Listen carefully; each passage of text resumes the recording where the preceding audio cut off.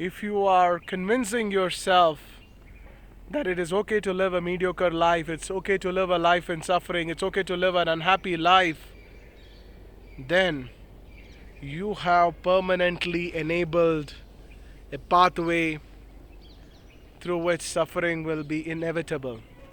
Ladies and gentlemen, my name is Karthik Poovanam. I'm a leadership coach, author, and a travel explorer, and I'm inviting you here in this absolutely fantastic morning walk, free from human population, absolutely filled with greenery. Completely amazing. And there are a couple of thoughts which I wanted to share with all of you.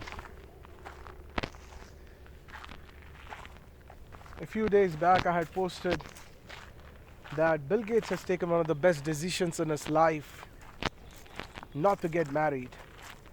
A lot of people felt, yes, one of the best decisions, especially the sensible people who are all, a part of my training engagements.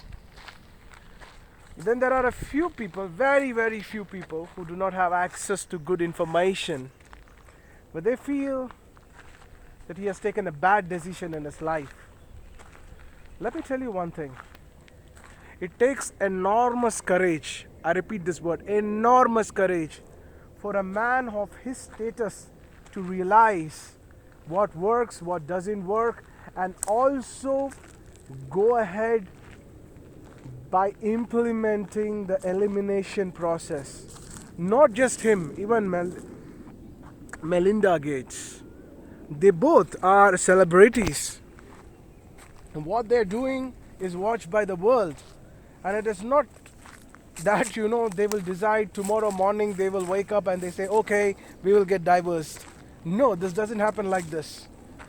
They would have worked on their relationships, they would have tried out, and it doesn't work. Precisely, it doesn't work. Because when a person reaches the peak of intelligence, and this is for different people, at different stages of life, one person may be extremely intelligent in making wealth. One person may be extremely capable, intelligent in the process of acquiring power. But some people lack the intelligence and the power with respect to relationship formation. What do I mean by this? Relationship formation means, for example, the day my lover awakened, I decided I'm going to get married, It was a very, very firm decision. In fact, much before, I would say much after, very precisely I had taken a decision not to get married was, right now I'm 34, at the age of 27 I had taken a great decision.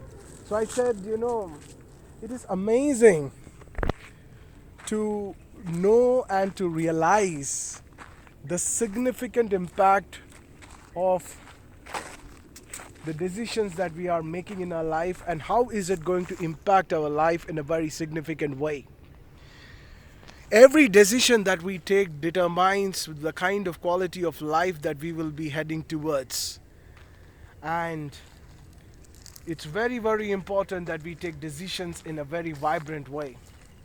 And let me tell you, Bill Gates has displayed enormous strength and courage, and he has overcome the societal norms. He has become free from what other people think about his decision. He's prioritized his well-being, which is extremely important. Because forever people are slaves of what other people think about you. And this amazing individual, I would say this is the birth of this amazing individual, and so is the birth of amazing woman in Melinda Gates. When they both decided to end their marriage, it's fantastic because love cannot flow in marriage. Because in marriage, it's a social intelligence. And social intelligence means what? Everything is clashing with one another, with you should be doing this, you should be doing this, you should be doing this. You see, you can handle a lot of things in life in that manner. However, you cannot handle relationships with shoulds and shouldn'ts. There should be a choice. And that shoulds, whatever you are mentioning in that relationship, must harness joy, must harness well-being, must harness, enthusiasm levels, must harness a possibility to feel great, vibrant, and You should feel energetic in that relationship. Your life must feel the transformation. What is your life before meeting that person? What is your life after meeting that person? There should be a significant difference or transformation that you should be able to see. Unfortunately, for a majority of the people, here's what happens: they have no clue about why they are in that relationship. The second thing is, people continue to be in that relationship because now the society is going to think, now they have produced children, now what is it that they got to do? All of these things continue to eat their head. Ladies and gentlemen, boys and girls, it's important for an individual person to take the needed stand in life. And there are some fantastic lessons you can learn, especially the business community, especially the aspiring billionaires and the existing billionaires. Ask yourself, if you're not happy in a relationship, that's a moment. Come together as two great individuals who want to live their life in freedom and take that decision to exit. Bill Gates has given a direction to so many CEOs in the world. It's not that he's the first CEO or the chairperson who has built a big company, who has taken diverse. Any number of people have been like that. However, since he is existing in a very powerful way, what he has done is very, very encouraging, and what Melinda Gates has also done is extremely encouraging. So it's very, very important. You know, Melinda Gates also did not decide that, oh, listen, I'm with the most powerful man, one of the most powerful men in the country, let me stay, let me compromise, and let me stay. She's taken and she's given her, she's prioritized her integrity. Now, what were they doing for 27 years, you may ask? That's none of your business, it's none of my business, okay? The point is, they are alive, they are breathing, and they have taken one of the most fantastic decisions of their lives. And the moment you have individuals who have taken fantastic decisions, it is important for the world to celebrate such kind of decisions. Unfortunately, we have lost sensibility as to where we have to celebrate. People have become totally lost and they're criticizing.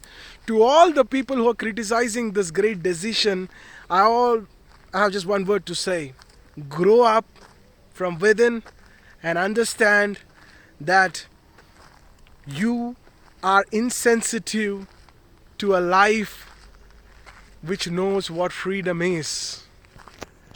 Two individuals cannot be existing in joy when they are married. I always said this statement any number of times. People have criticized me for it, but I never changed my stance. The people who have told me that I will regret are today regretting much, you know. I have never named people and not naming people as well. But let me tell you this: lovers don't marry. And people who marry, they have completely destroyed the ability to experience love and be honest. Let me repeat once again: lovers don't marry. And the people who have married have permanently destroyed their ability to experience love and harmony in that relationship. Now, the choice is simply this: are you going to feel bad for the rest of your life and continue to experience the suffering for the rest of the life? Or are you going to take a decision which is going to give you more freedom? That is the individual choices one has to make. Yes, there will be so many emotions which will be getting affected. There will be family members, there will be parents, there will be children. There's so many decisions. You know, the decisions will impact so many people when two individuals decide to call it a quit in their marriage. However, what is the point of individual suffering? Because when an individual suffers, they cannot bring harmony to people's lives. Now, today I see this as a global opening. What is a global opening? I see this as a global opening where it's a new kind of a world where we are going to enter. Somewhere, there will be enormous emphasis on a joyful life. There will be more number of people who will say cheers. Hey man, very nice. It's not the degrees that you are having, it is not the kind of car that you're driving, it's not the kind of job material. See, today I'll tell you one very important thing. I like to keep all my courses for free, okay? But the thing is, the world does not celebrate a welcoming gesture to an individual who is contributing into people's lives. Let me just explain to you. Let's say I want to go to a particular place like this, okay? Absolutely fabulous, amazing, beautiful, superb. All right? It's amazing. But as if I have to come to this place or 100 kilometers drive, nobody is going to give me a petrol because I contributed to people's lives. They will ask me money. So to experience good health, unfortunately today, when you're living in a city, especially a metropolitan city, it is all about money. That's the way the world has evolved. You cannot evolve or got fixated, cannot say anything. This is how the world is operating at this moment.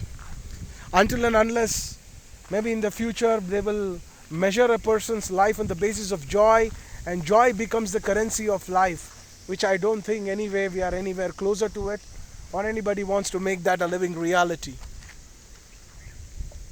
So there are now, if I have to reduce the price of my courses, one thing is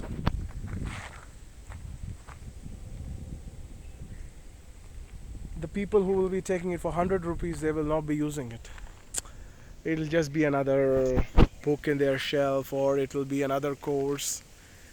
However, when I'm catering to the already to the people who are in positions of leadership and authority, they have reached that stage because somewhere they're very serious about life. It's not that I am isolating myself completely from the middle class or the lower income group. No, I'm connecting with them in a very big way, in a huge way, online. However, this time frame which I'm using physically to be available is only to certain people at this moment. Otherwise, and one more reason for it. I'll give you one example. I was talking to a very, very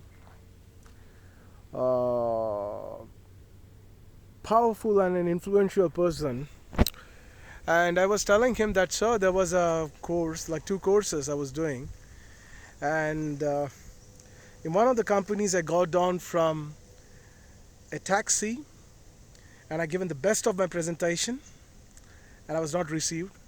In another event where I was giving a course, I got down from a Mercedes and the people saw that getting down from a Mercedes.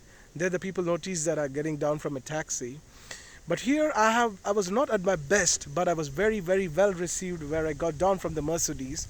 And there I could see that people, no matter what I was saying, it didn't register much. So he said to me, like in Hindi, Karthik, because if you would have got down from taxi, they would have thought you are a Sadup Chak life coach, and Sadup Chap life coach. That means you're just like, a person who's cleaning the road. That value, very, very, very, very derogatory value. And when you go down from the Mercedes, they thought, oh man, makes sense. You become something in life.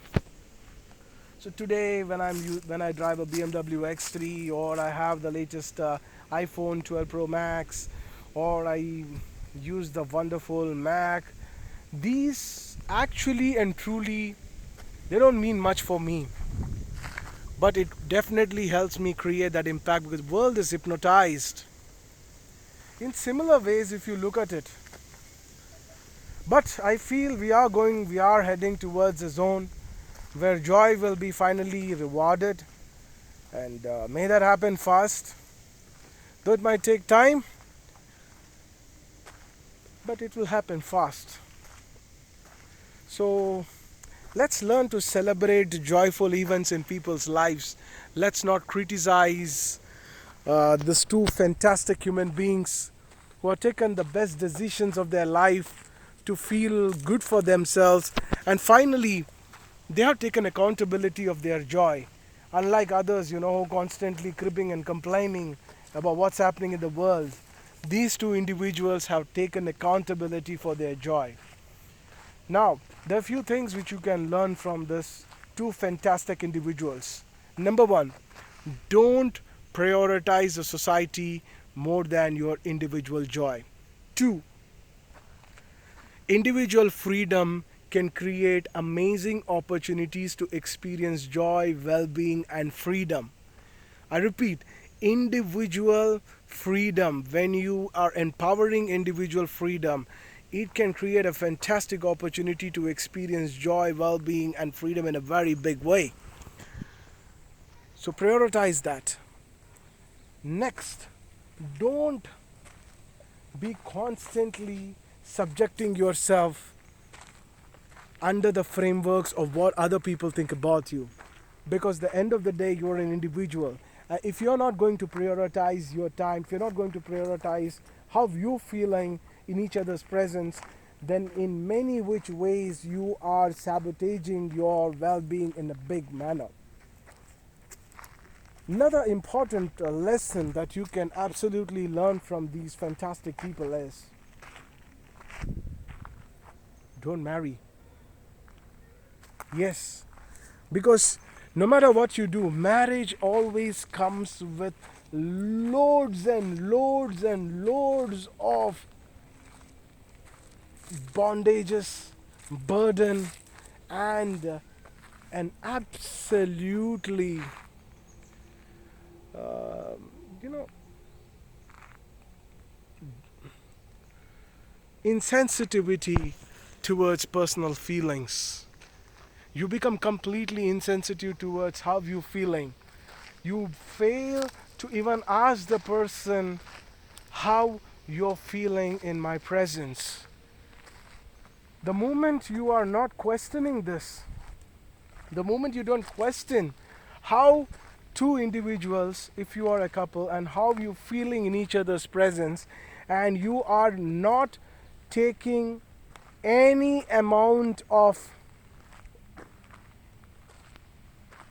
responsibility to ensure that you people start feeling good in each other's presence, and you continue to remain by complaining, you continue to remain by feeling bad, you continue to remain together just for the social norms, you're doing a great disservice to yourself and to also the people around you.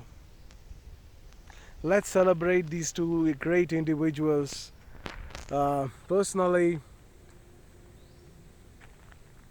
Mr. Gates and Mrs. Gates, or I would say Mr. Bill Gates, Miss Melinda, I really congratulate you for taking this great and wise decision in your life. And I will continue to share more insights about how fantastic I feel about this great decision that you people have taken and the kind of positive impact it is going to have in your life. May Lord grace you both with a lot of joy and happiness, because you have taken intelligent decisions, and those who take intelligent decisions in life are bound to experience joy, well-being, and growth. Good day, have a very wonderful time, and I'm continuing this wonderful walk here. Have a great time, everybody.